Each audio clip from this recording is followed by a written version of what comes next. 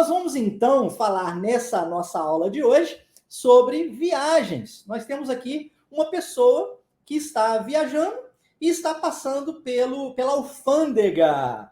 Não sei se você já viajou para fora do país, certamente você já passou pela alfândega, né? Ali, aquele momento em que o security officer, ele pega o seu passaporte, ele começa a conferir se você é você, né? Começa a lhe fazer algumas perguntas. Então, a person going through security at customs. Essa palavrinha customs é a palavrinha que a gente usa para alfândega em inglês.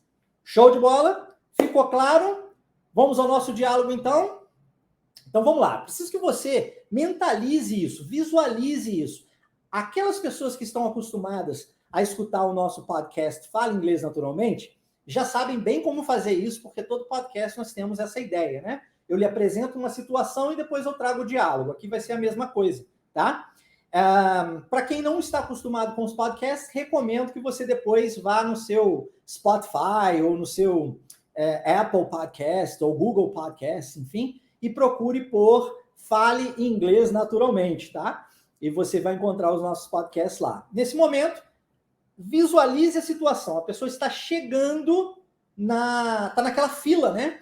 E aí está chegando a vez dela passar pela alfândega. Então, o oficial ali de justiça, aquela pessoa responsável por fazer essa checagem das pessoas que entram no país, vai conversar com essa pessoa dizendo o seguinte: next, please. Quem é que nunca passou por isso, né? Quer dizer, se você viajou para fora do país, obviamente. Se você viajou para fora do país e foi para um país em que a língua mãe é o inglês, muito possivelmente você esteve nessa fila.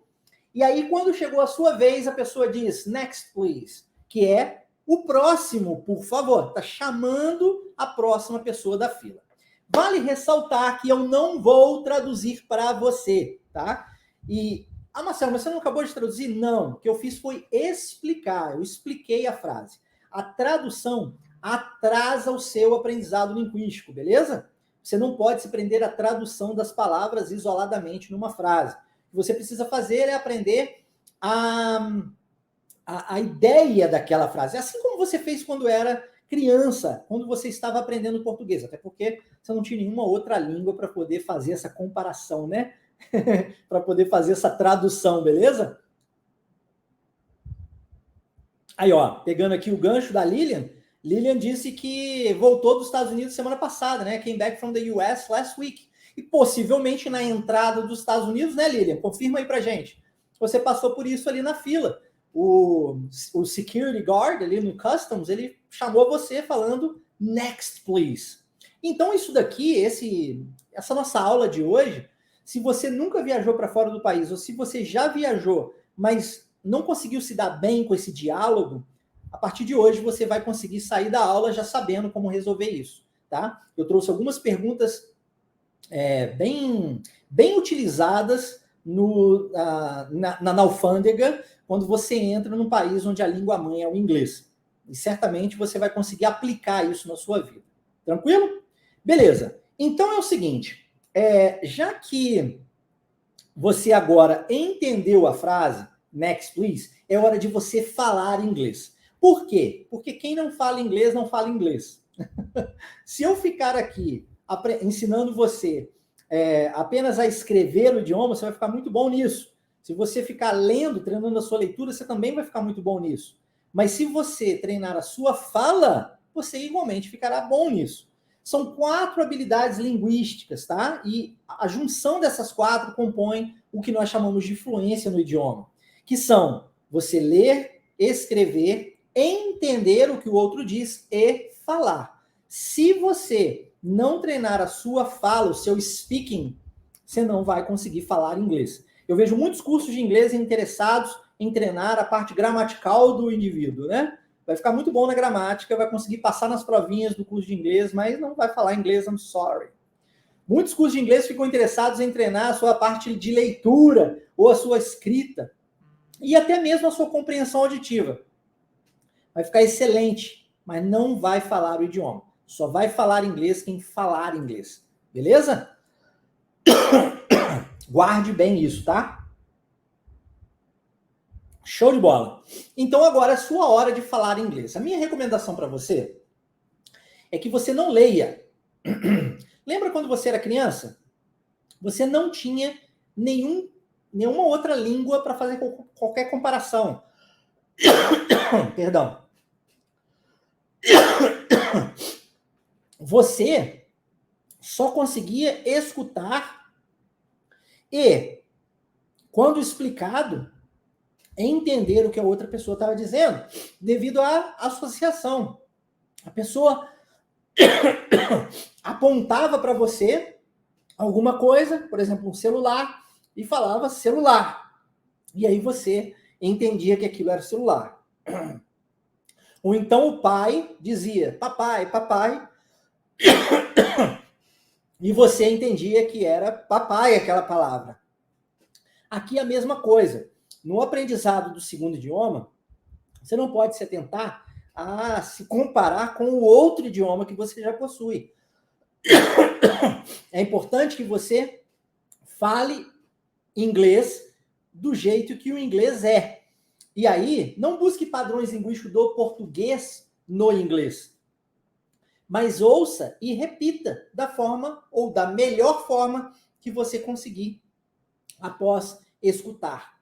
Então eu vou falar essa frase, peço a você que não leia, que inclusive feche os seus olhos, me escute e então repita. Show de bola? Esse é o nosso combinado, tá? Então vamos lá. Next, please. Next, please.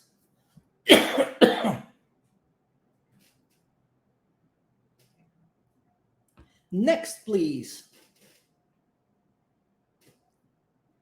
Muito bom. É isso, é isso. Só ouvir e repetir.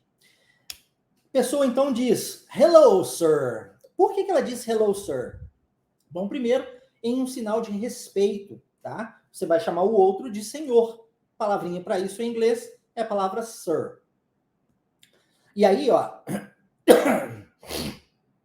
repare como o I tem som de E, sir, sir, tá? Isso acontece muito em inglês. O I com som de E e o EA com som de I. Olha a palavra please, logo na primeira frase. Please escreve-se com EA. O som de EA em inglês é de I. É sempre assim, Marcelo? Não, não é sempre assim. Mas na maioria das vezes é assim.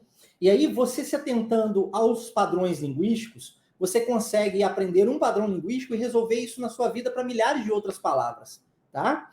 Isso é muito importante.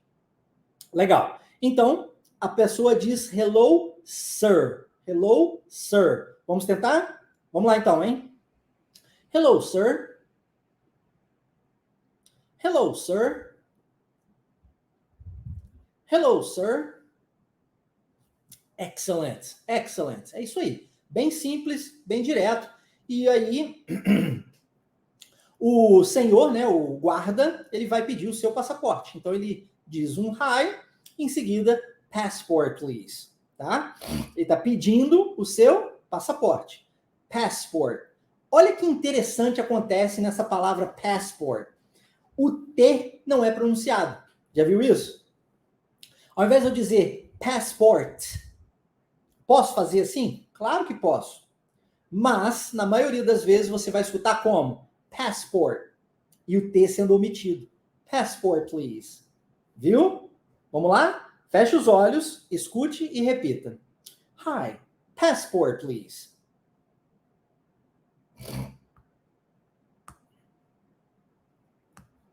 Hi, passport, please.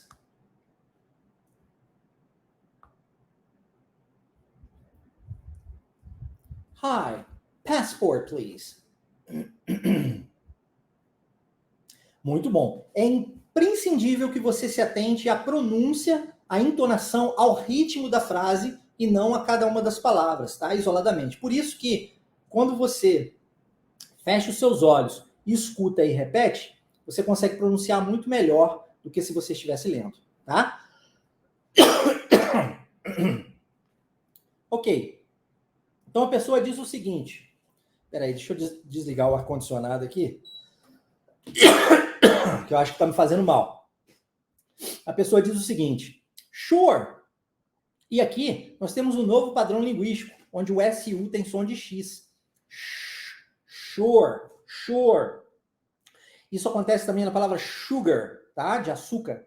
Sure. E quando a pessoa diz esse sure, é como se ela dissesse claro, tá? E em seguida, ela diz here it is, or here it is. Isso vai depender muito se nós estamos falando de um inglês britânico e um inglês americano. Essa expressão, que é assim uma expressão, ela trabalha, né, essas três palavras trabalham juntas, here it is. Ela funciona quando você está entregando alguma coisa para alguém. Quando você está falando assim, aqui está, e você está entregando para a pessoa, você usa essa expressão, here it is, tá? Inclusive, existe uma variação da mesma. Eu posso dizer, here you go, também funciona muito bem. Here you go, here it is, funciona super bem, tá? No inglês americano, é muito comum a gente transformar esse T em R. Então a gente diz here it is. Esse T, tá vendo? Do it is, eu falo ere. E aí, lembrando que os dois is têm som de E, né? Então, it is, tá? Here it is, here it is. A palavrinha here também ela é mais fechada no inglês americano. Here. Viu como é que ela é mais fechada? Ó, here. E como é que é isso no inglês americano? Como é que é isso no inglês britânico, né? No inglês australiano, britânico, irlandês, porque Canadá e Estados Unidos possuem mais ou menos a mesma pronúncia. No inglês britânico, como chamamos, a pronúncia do here é mais aberta. Here. Ao invés de here. Viu? Here. E o it, ele terá o T sendo pronunciado. It is. Here it is. Muito comumente. Então a pessoa diz, sure, here it is. Mais aberto, tá? Isso é importante por quê? Porque thank you.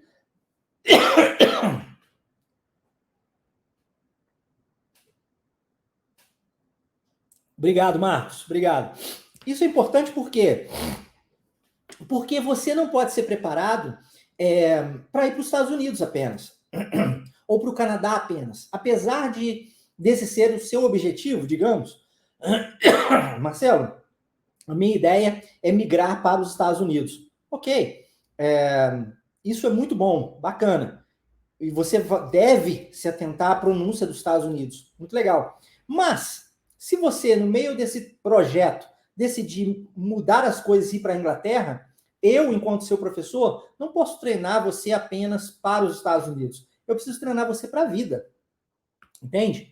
E aí, você pode me perguntar, Marcelo, mas qual tipo de inglês você fala? Bom, eu falo inglês americano. Esse é o meu sotaque. E todo mundo tem sotaque. Eu sou mineiro, tem sotaque de Minas, tá? Quem é do Rio vai ter o sotaque carioca. Quem for de São Paulo também vai ter o seu sotaque. Todos nós temos os nossos sotaques. E não se engane, nos Estados Unidos também é assim, tá? Os Estados Unidos é bem grande, tem diversas regiões, vários lugares têm um sotaque diferente uns dos outros. Eu fui para os Estados Unidos muito criança. Então eu fui criado nos Estados Unidos. Cheguei no Brasil, voltei para o Brasil, nem falava português direito. Voltei já adulto, né? Tive que fazer cursinho de português. Eu sei que é difícil até de entender isso, porque eu tenho muita fluência no português e não tem sotaque. Quando eu falo o meu português, né? Tem o sotaque de Minas, mas não o sotaque de um americano, por exemplo, né? Só que você precisa levar em consideração que lá se vão quase 25 anos da minha história morando no Brasil, tá? E eu sim precisei fazer cursinho de português. Mas ainda hoje, quando eu encontro um americano e converso com o mesmo, geralmente a pergunta que eu recebo é You from Jersey, right? Que você é de New Jersey, que foi onde eu fui criado, né? New Jersey é o meu estado, né? Eu fui criado numa cidadezinha chamada South River, New Jersey, tá? Então, quando você se deparar com um americano, saiba que essa pessoa também tem sotaque. Entretanto, o nosso objetivo aqui não é que você adquira o sotaque de um país ou de um nativo, mas que você tenha comunicação. Então, eu tenho por obrigação, como seu professor, ajudar você nessa conquista da liberdade que o inglês proporciona. Por isso, eu passo sempre para você, e os professores na Wave são treinados para fazer o mesmo, para que você tenha a liberdade de ir. Se for para a Austrália, você vai se comunicar na Austrália. Se for para a Inglaterra, você vai fazer isso também. Se for para o Canadá, vai fazer isso. Se for para os Estados Unidos, também. Se for para a Irlanda, tá de boa. E se for para o mundo, porque o mundo fala inglês igualmente, tá? Então isso é muito importante, beleza? Muito importante. Vamos à pronúncia dessa frase? Vamos lá então, hein? Eu falo, lembre-se, feche os seus olhos, escute e repita. Sure, here it is.